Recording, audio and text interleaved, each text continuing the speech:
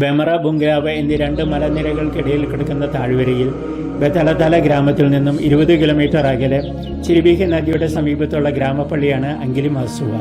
ഇവിടെ ഞങ്ങളുടെ ഒരു സ്വപ്നം കൂടി പൂവുകണിഞ്ഞു.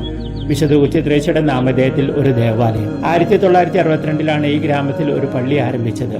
അന്നുണ്ടായിരുന്ന ഗ്രാമവും പള്ളിയും 2003 കൊടുങ്കാറ്റിലും വെള്ളപ്പൊക്കത്തിലും പെട്ട് നശിച്ചപ്പോൾ പുതിയൊരു ഗ്രാമം ഉടലെടുത്തു.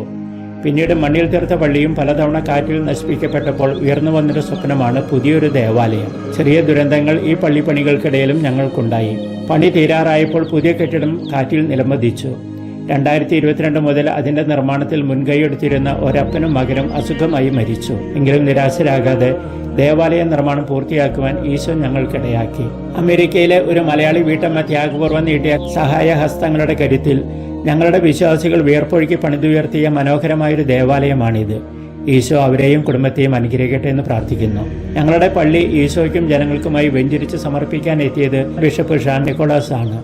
പുതിയ ദേവാലയത്തിൽ കയറുന്നതിന് മുൻപ് പഴയ പള്ളി പ്രസിഡന്റ് പണിതീർന്ന പള്ളിയുടെ താക്കോൽ ഔദ്യോഗികമായി മെത്രാനെ ഏൽപ്പിച്ചു. പിതാവ് അത് തന്റെ പ്രതിനിധിയായി വികാരിയച്ഛന് നൽകി. സ്ഥലം കാറ്റക്കിസ്റ്റ് ആ താക്കോൽ സ്വീകരിച്ചുകൊണ്ട് പള്ളിവാതിൽ തുറന്നു. ധാരാളം അതിഥികളും ഞങ്ങളുടെ 19 പള്ളികളിൽ നിന്നുള്ള പ്രതിനിധികളും വെഞ്ചരിപ്പിനെത്തിയിരുന്നു. ഇനിയാണ് പള്ളി വെഞ്ചരിപ്പ്. ഹനാവെള്ളം തെളിച്ച് വിശുദ്ധീകരിക്കുന്നതിനോടൊപ്പം സൈത്യതലം പൂശി അൾത്താരയും കവാടങ്ങളും ചുമരുകളും വിശുദ്ധീകരിക്കുന്നു. പുതിയ അൾത്താരയിൽ വിരികൾ വിരിച്ചതിന് ശേഷം പിതാവ് തന്നെ തിരുബലി അർപ്പിച്ചു. സുവിശേഷ പ്രഘോഷണത്തിന് ശേഷം സ്ഥൈര്യലേപനം നൽകുന്ന കർമ്മങ്ങളായിരുന്നു. ഈ വർഷം വളരെ കുറച്ചു പേർ മാത്രമാണ് സ്ഥൈര്യലേപനം സ്വീകരിക്കാൻ ഒരുങ്ങിയത്. പരിശുദ്ധാത്മാവിന്റെ ആലയങ്ങളാണ് ഓരോ മനുഷ്യനും. മണ്ണിലും കല്ലിലും തീർത്ത ആലയങ്ങൾ വെഞ്ചരിക്കപ്പെട്ടാലും മനുഷ്യ ഹൃദയങ്ങൾ ശുദ്ധമാക്കപ്പെട്ടില്ലെങ്കിൽ അതുകൊണ്ട് എന്ത് പ്രയോജനം? നാമാണ് ജീവനുള്ള യഥാർത്ഥ ദേവാലയങ്ങൾ. ഒരു കാറ്റക്കിസ്റ്റ് അല്ല, നാം തന്നെയാണ് ഇവിടെ വാതിൽ തുറക്കേണ്ടത്.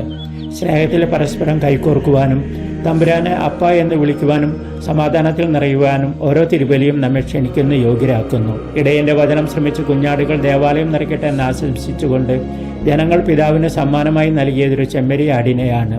നമുക്ക് നമ്മുടെ ആപ്പിന് നമ്മുടെ ഹൃദയങ്ങൾ തന്നെ സമ്മാനമായി നൽകാം. അവിടുത്തെ നിത്യവാസ സ്ഥലമായി തമ്പുരാൻ തന്നെ അത് സംരക്ഷിച്ചുകൊള്ളും. മഡഗാസ്കറിൽ നിന്നും ഫാദർ ജോൺസൺ തളിയത്ത്.